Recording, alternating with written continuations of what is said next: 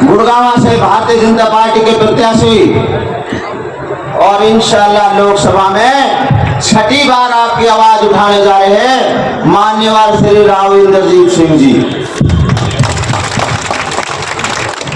हमारे पार्टी के जिला के प्रधान माननीय श्री नरेंद्र पटेल जी, पूर्व में रहे डिप्टी स्पीकर आजाद मोहम्मद जी, चौधरी एजाज अहमद जी, भाई चौधरी जसवंत जी, सम्मानित मंच और मेरे साथ खड़े हुए मेरे से ठीक 15 दिन बड़े मेरे बड़े भाई संजय सरपंच पिनहुआ, जाहिद हुसैन चेयरमैन भाई और ठीक मेरे सामने बैठे हुए मेरे पिता समान बुजुर्गों, नौजवान साथियों और प्यारे बच्चों, सबसे पहले तो मैं आप सबकी तरफ से अपनी तरफ से मान्यवर राव इंद्रजीत का पिनहुआ में बढ़ाने पर दिल की गहराइयों से शुक्रिया अदा करता हूँ, धन्यवाद करता हूँ। जैसा कि आप सभी को मालूम है, आने वाली 25 मई को हिंदुस्तान की सबसे बड़ी पंचायत का चुनाव होने जा रहा है। दोस्तों, आपके जो नेता हैं मान्यवर राव इंद्रजीत सिंह, मैं आप लोगों के जो हाव भाव है उसको देखकर मंत्री जी को आश्वासन देता हूं कि पहली बार पुराना हल्का नहीं बल्कि मेवात में आपको बहुत भारी वोट मेव कौम देने जा रही है। और अगर हम आपको वोट दे रहे हैं तो हम कोई एहसान नहीं कर रहे। एहसान हम इसलिए नहीं कर रहे कि भारतीय जनता पार्टी ने, पूर्व में रहे माननीय मुख्यमंत्री मनोहर लाल खट्टर जी ने, माननीय राव इंद्रजीत जी ने मेवात के लिए जो काम किए हैं वे आपसे छुपे नहीं है।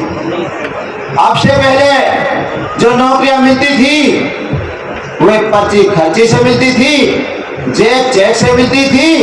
और मंत्री जी, यहाँ ऐसा होता था कि मेवात की भोली भाली जनता एडवांस में पैसे दे देती थी, अपने खेत गिरवे रखते थे, अपनी जमीन गिरवे रखते थे, अपने जेवर गिरवे रखते थे।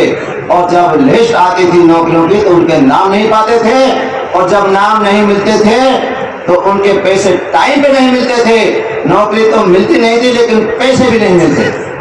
लेकिन जिस दिन से भारतीय जनता पार्टी की सरकार बनी उस दिन से मान्यवर डिस्ट्रिक्ट 9 से 40 जई हमारे एक लिस्ट में आए हैं, और वो भी बिगड़ करती बिगड़ खर्ची। भाई सही कह रहा हूँ गलत कह रहा हूँ? और वे बच्चे नौकरी लग रहे हैं जो कभी सुपने में नहीं सोचते थे। हमारे गरीब आदमी उन्हें बच्चे पढ़ाने छोड़ देते कि हमारे पास ना जेक है ना चेक है, तो बच्चे ने पढ़ाने से क्या होगा। अब हमारे जो गरीब बच्चे हैं, जो टैलेंट बच्चे हैं, हर भारतीय में उनको नौकरियां मिल रही हैं। इससे खुश होकर मेव कौम जो है ये बहुत बहादुर कौम रही है, ये किसी का एहसान नहीं रखती। और माननीय मंत्री जी, जो हमारे ऊपर एहसान है, चाहे नौकरियों का हुआ, चाहे विकास का हुआ, चाहे 15 मार्च की जो शहीदी दिवस, हमारे जो शहीद राजा हसन खां मेवाती थे, उससे भी मेवात बड़ी खुश है। 497 साल बाद अगर किसी ने उसके बारे में सोचा तो वह हमारी सरकार भारतीय जनता पार्टी ने सोचा, माननीय मनोहर लाल खट्टर जी ने सोचा, माननीय राव इंद्रजीत सिंह ने सोचा। देखो, भाषण तो आप मंत्री जी के सुनोगे, टाइम बहुत कम है।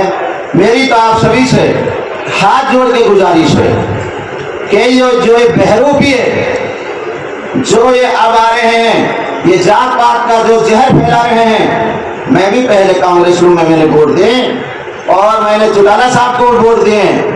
2009 में मैंने अपने गांव से माननीय राव इंद्रजीत सिंह अपने बूथ से जिताकर भेजा था, लेकिन राव धर्मपाल को पूरी मेवात ने वोट दिया।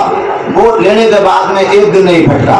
और पिछली योजना में अजय कैप्टन को 90-95% वोट दिया, लेकिन वो किसी गांव में धन्यवाद करने नहीं पहुंचा। और आपके जो मंत्री जी हैं, आप सबको पता है, आपके सुख दुख में काम आए और काम आते रहेंगे और आगे भी रहेंगे। लेकिन ऐसा नहीं है कि हर बार की तरफ आप रास्ता भटक जाएं। आज तारीख होगी 8 और 17 दिन रह रहे हैं। 17 दिन और झेल जाओ, जैसे तब उत्साह है ना, जोश है। या जोश आप बरकरार रखो। इंशाअल्लाह मेवात में पहली बार कांग्रेस को हराकर माननीय मंत्री जी को जिताकर भेजने का काम आप सब लोग करेंगे। आप सबकी तरफ से मैं सब विश्वास दिलाता हूँ।